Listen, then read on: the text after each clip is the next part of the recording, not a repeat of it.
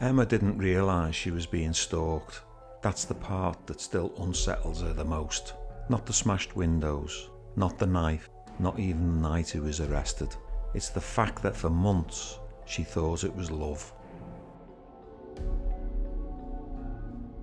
Huddersfield isn't the kind of place where you'd expect something like this to happen. It's quiet, familiar, the kind of town where you would recognise faces in supermarkets and wave at neighbours that you've known for years. Nothing about Emma's life suggested it would become something out of a crime file. Her relationship with John had ended months earlier. It wasn't explosive, there was no dramatic betrayal, it had simply run its course, or at least that's what she believed. At first his calls didn't seem alarming. They were frequent, yes, but heartbreak makes people do strange things. Late night voicemails, text messages asking to talk, apologies, pleas. Then came the gifts, flowers left outside her door, small parcels that she hadn't ordered, handwritten notes that shifted in tone from affectionate to desperate. Emma told herself he just wasn't coping well. He still loves me, she would say when friends raised eyebrows, and maybe part of her wanted to believe that because the alternative was harder to name. The behaviour escalated quietly. John began appearing where she hadn't told him she would be, outside her workplace, across the street when she visited friends, at the end of her road when she returned home. He never shouted, he never caused a scene in public. He would simply stand there, watching. If she confronted him, he would smile. "Just wanted to see you," he'd say. It felt uncomfortable, but not criminal. Not yet. When Emma began seeing someone new, the tone changed. The calls became relentless, dozens in a single evening. If she blocked one number, another would appear. Her phone became something she feared to pick up. He began waiting outside her house at night.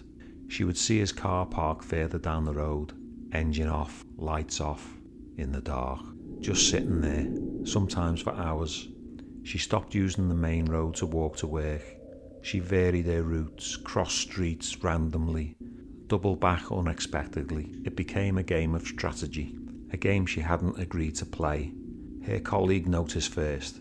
"You look exhausted," she told her one morning. Emma just laughed it off, but she was exhausted, physically, mentally, emotionally. She began sitting in the dark at night so it would appear she wasn't home. Every small sound outside made her jump. Footsteps on gravel, a car door closing, wind brushing against the fence. Her world had shrunk to the size of her own fear. Then the windows were smashed. It happened in the early hours, the crash of glass tearing through the silence. Emma remembers the way her body froze before her mind caught up. By the time she reached the front room, shards were scattered across the carpet. There was no note, no witness, just the cold air spilling in. She didn't call the police. Not then. She still hadn't used that word. Stalking.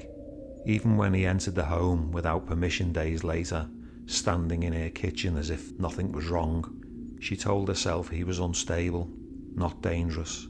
When she demanded he leave, he did, calmly. That almost made it worse. The threat came a week later.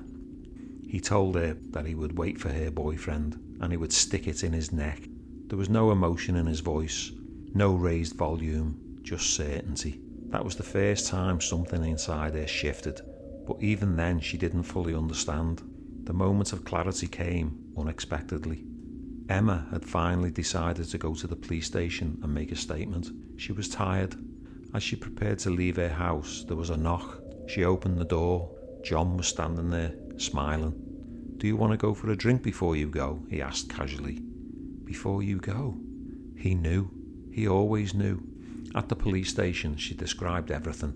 The calls, the gifts, the threats, the smashed windows. The officer listened quietly. Then he said something she had never allowed herself to say. "So, he's actually stalking you?" The word landed heavily. Stalking. Up until that moment, she had framed it as heartbreak, obsession, a man struggling to let go. Hearing it spoken aloud changed everything. The officer drove her home.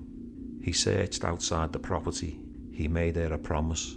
"We'll catch him tonight." 30 minutes later, they did. When John was arrested, officers found a Stanley knife on him. Emma later learned he had been carrying it that evening. The same week he had calmly described how he would use it. Only in hindsight did she understand how close things had come to something irreversible. By then she was running on empty. Months of fear had hollowed her out.